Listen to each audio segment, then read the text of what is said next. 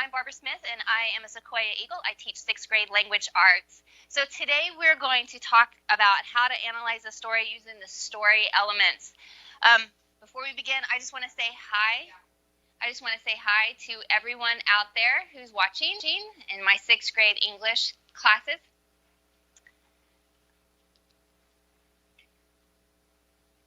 Okay, so before we get started, I like to start every day with a quote. In case of good books, the point is not to see how many of them you can get through, but rather how many of them can get through to you. And I think that's really important. When we read novels, we read them for entertainment purposes. We read them for the message that they give to us because, I mean, they're an escape. They take us places. They make us feel connected to the world. So why do authors write? Well, they write for that reason.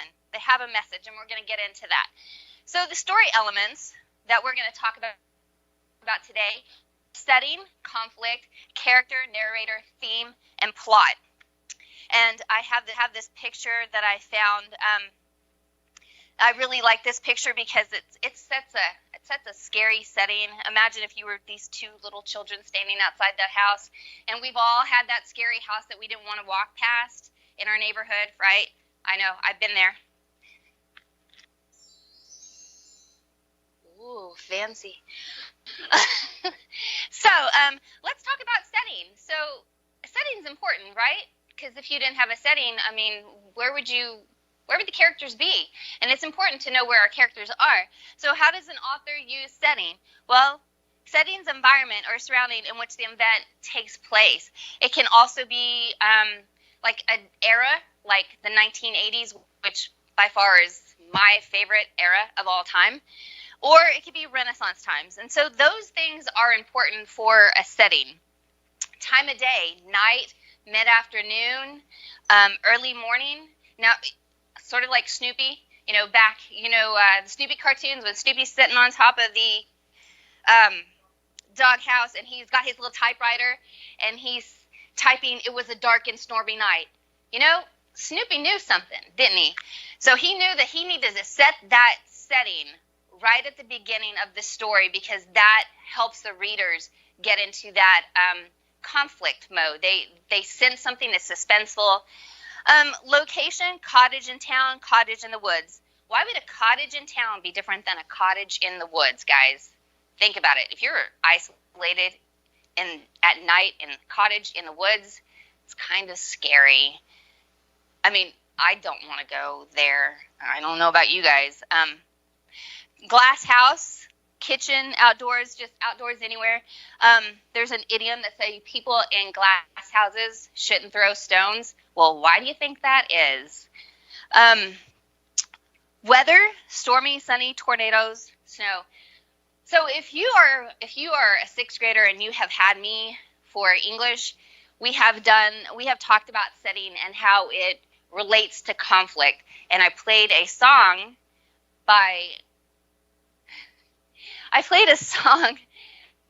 The Thunder Rolls by Garth Brooks, and that video with the thunder and the lightning and the storm and the way it really emphasized the conflict, kids were able to get it.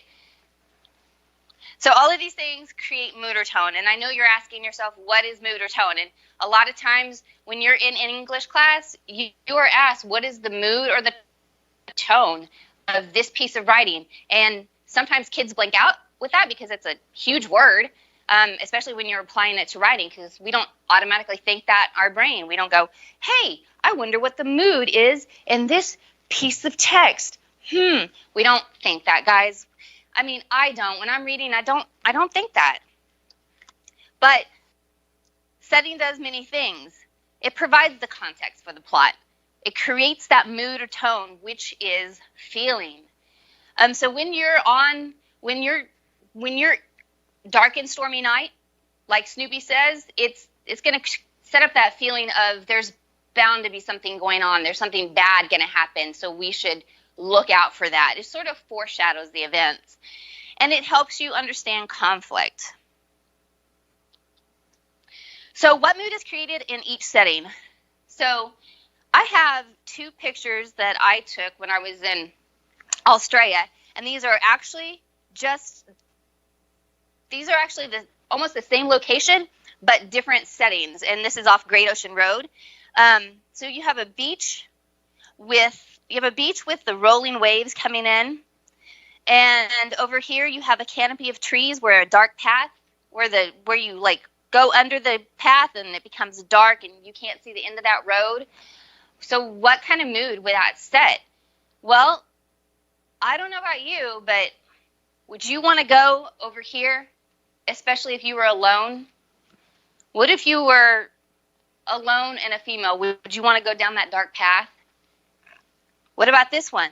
Would you want to stand? I mean, this seems more relaxing to me. This seems more ominous. Maybe you don't know what's down there. So how does setting appear in a text? Well, if you were to write it, which I did, those are my words, you would say something like this. Or if you were reading this, which you may be able to read it, I don't know, but I'll read it to you. So it says, it was a calm day, overcast, but the ocean was still as blue, and the sand squished between my toes. I could hear the waves roll in and break upon the beach. Now think about that setting. If you didn't have the picture to look at, but you just read that text, what would that feel like? What mood would that create in your head? So when I'm reading this, I hear the waves. And that's an important part of the setting, is to be able to visualize that. And an author's doing a really good job if you can visualize that. So this one, I made it dark and ominous on purpose. I saw the man duck under a canopy of trees just ahead. The path seemed to disappear. Evening was approaching, and I knew not where this road go. So would you go down that road? Think about it. If you didn't have the picture and you were only seeing this in your head after the text, would you go down that road? What would you think? Would you want your character to stop? Would you want your character to think about that before he went down that road? I mean, I definitely would. And if you have had me for class, you've read The Landlady. And what did the main character do? What should he have done before he went up those stairs? We all had the clues because of the context of the setting. So talk about conflict. That's what setting helps establish, is a conflict within the story. So there's 5 main types of conflict: man versus man versus society, man versus nature, man versus machine or technology, and man versus self. The top 4 are the only external conflict. Sometimes these are things that are beyond your control. Internal, these are things that are within your control, and that's why we have so many problems with internal conflicts. We get in our head and we're thinking, what can I do about this situation? I'm having problems with my, with schoolwork. I need to know if I should, stay on the basketball team because it's a lot of practice and my schoolwork is suffering. Those are things that you get in your head and you think, oh my gosh, what am I going to do? And so sometimes these are within your control. But what on earth is a conflict, guys? I know you're asking the question. Out there in TV land, what do you think it is? You're right. It's a problem. So why can't we all just get along? Well, the answer is because if we all got along, that would just be completely boring, especially in a book. We don't read the book for unicorns and rainbows. We don't have a story if there's no conflict. That's why we read, because we want to be able to connect with those characters. And I don't know about you, but just because I'm an English teacher, it doesn't mean that I've read every single book there ever was written, or that's on a bookshelf in a bookstore in a library. So without the conflict, we have no story. So this is a gift from Princess Bride. So spoiler alert, I'm about to tell you about Princess Bride. It's a 1987 movie. And so in this particular scene here, this guy, Ignacio Montoya, every time he meets somebody, he says every time he meets someone whom he assumes is the murderer of his father, he says this famous line, "Hello, my name is Sequoyah. You have killed my father. Prepare to die." And so, spoiler alert, that's part of the conflict and the plot of the movie. So he has been looking for his father's murderer for his whole entire life, and wanting to avenge his death. So again, we wouldn't watch movies or we wouldn't read books unless they had a conflict. Thank you. I'm done. No, I'm not. You just thought I was done. Okay. So here is another clip that I found. Homer's walking out of a movie theater having just saw Darth Vader, or Star Wars. Okay, so don't hate on me, guys, when I tell you this. I have not seen all the Star Wars movies, and I have not seen them in order either. I'm not a huge Star Wars fan.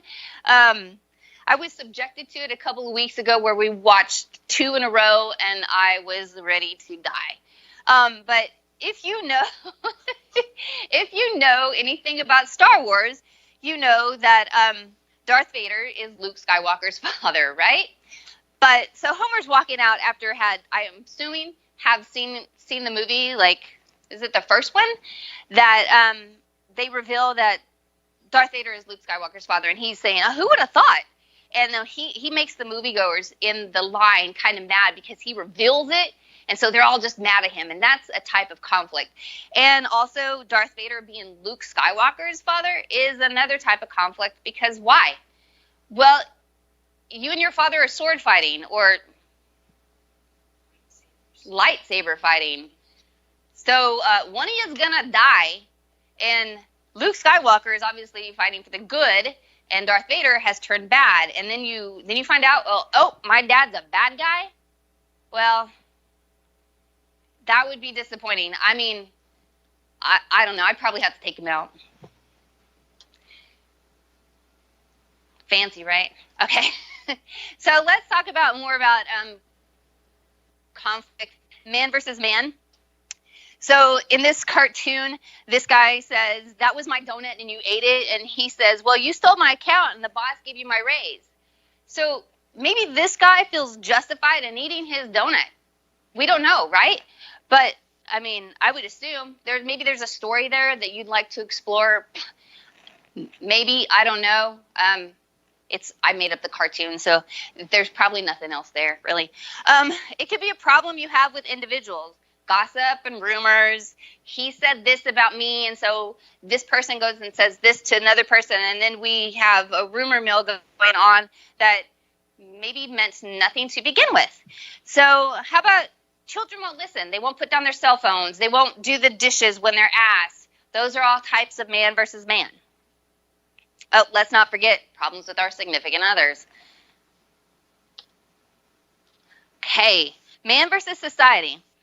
So in Man versus Society, you are experiencing one person or maybe a group of people that have decided to challenge the laws or the way that things are set up in society. So 6th graders, if you've had me for 6th grade, you know that The Giver was one of those books that we talked about.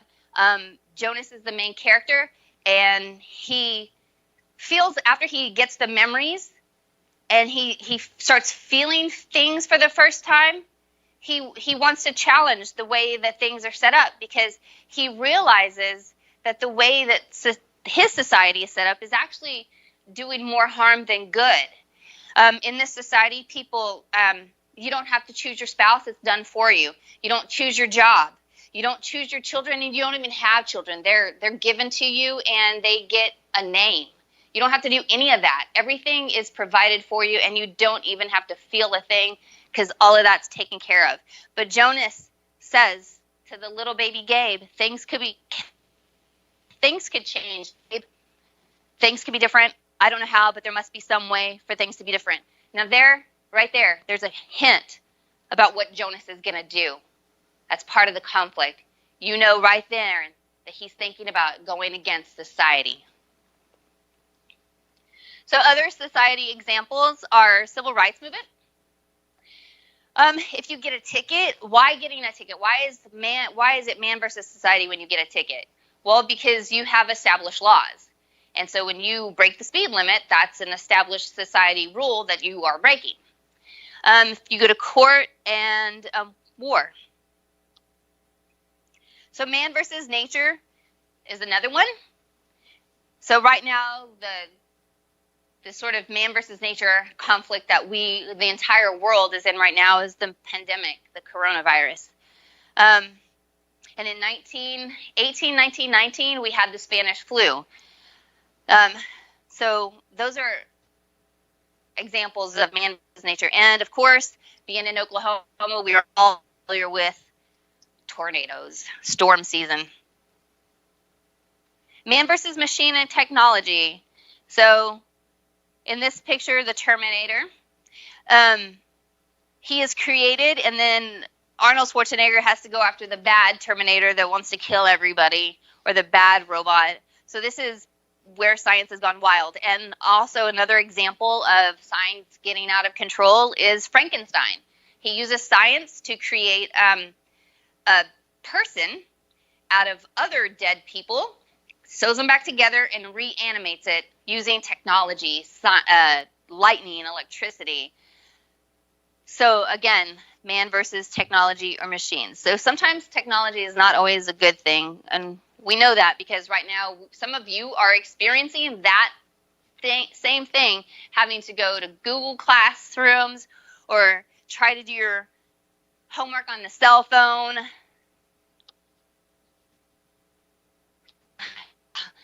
Man versus self, internal struggle. So this is the internal struggle that I was talking about earlier. Sometimes we battle with decisions that we have to make, addictions, identity, moral ethics, and values. When they're challenged, we think about why we believe a certain thing.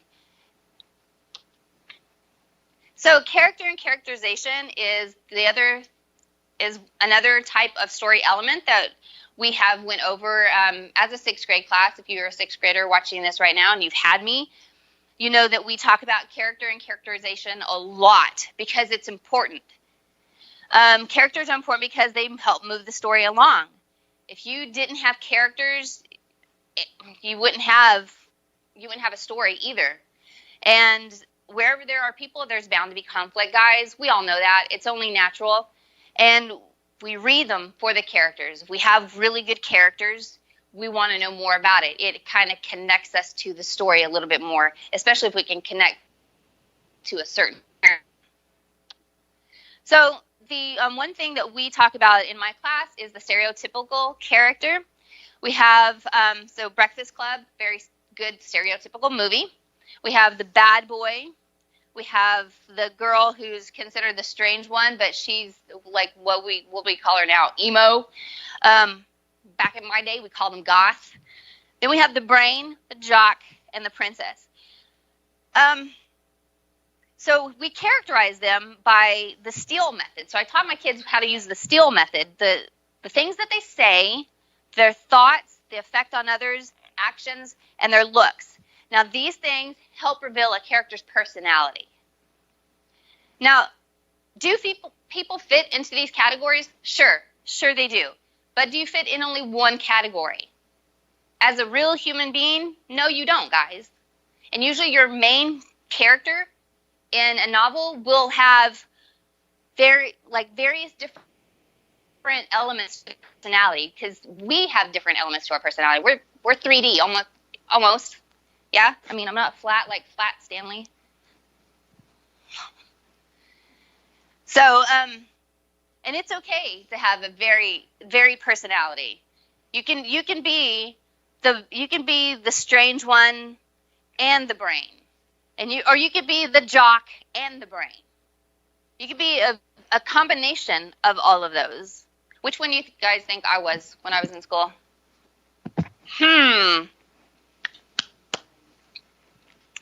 Princess. I was not the princess. Actually, I was a little bit of the strange one with that one, and the brain and the bad boy. I kind of got in trouble like on the side. Like I did my stuff like under the radar where nobody knew I was doing anything bad. I hope my grandmother's not watching that. And she told me she'd be watching. So I'm well past that. I'm in my 40s now, so she don't care. So another thing that we also talk about when we read stories is the narrator and the point of view. Now, if you have a first-person narrator, that means that that character is in the novel. He's one of the characters in the novel, and you see things through his or her eyes. And that's good. But what if you can't connect to that character? So most of the time, what you're going to see is a third-person omniscient, which is called all-knowing. An all-knowing character or all-knowing narrator knows the thoughts and feelings of all the characters. And that sort of gives you a glimpse into everybody's personality and their thoughts. And let's go back. And their effect on others. And you know what they're going to do because you're that omniscient character or that narrator. So, but if you guys remember, the giver was third-person objective, because a third-person objective is a narrator with no thoughts and feelings. Because in that society that they lived in, they had no thoughts and feelings. They took a pill every morning so they didn't have to feel anything. And so it would make no sense to have it where we had a narrator that could narrate thoughts and feelings of other characters or the main character itself. You have that objective where it's kind of that distance between what the characters are thinking and feeling, especially when you have a novel that's supposed to portray no thoughts and feelings. So another technique that the authors like to use is they like to create a message in the story. They don't do anything. I tell my students all the time, they don't do anything accidentally. Authors do everything on purpose, and this is probably why I can't write a long novel. I get lost. I'd have to have sticky notes. They plan this out. Yeah, it's a skill, guys, to be able to plan this out and take that journey. So the theme is a central idea or message of the story. It gives the story meaning by linking the fictional world to our world. And it's used to communicate a lesson about real life. And that's why we read, guys, because we are trying to communicate that lesson in real life. There's tons of things that we as human beings go through all the time. Authors communicate this by using conflicts that seem to emphasize the theme or sets them up as opposing forces. So I just lost my train of thought. Just as in, like Luke Skywalker and his father, the good versus the evil opposing forces. So examples of other themes: loyalty, freedom, pride, good and evil, injustice, and revenge. So this is my last slide. So plot is basically the sequence of events that is happening in the novel. In the beginning, down here in the introduction, you get the information about the setting and the characters, and this is where all that is established. And that takes place in about the first 5 chapters, maybe. And then the rising action, where you see that conflict develop between the characters. You get hints and foreshadowing about what's going to happen. And then at the climax, this is where everything just kind of goes boom and falls apart, and people start realizing things, and those conflicts sort of erupt. And then the falling action is where everything starts to wrap up. We get some resolution. People are starting to mend their ways and make amends. And then the resolution. And if you want a fancy word for resolution, it's denouement. It's French. I don't know why I had to tell you that. But at the resolution. Now, there's a lot of stories, especially poems, that don't have a resolution. They have the tension, and the resolution is left up to you. So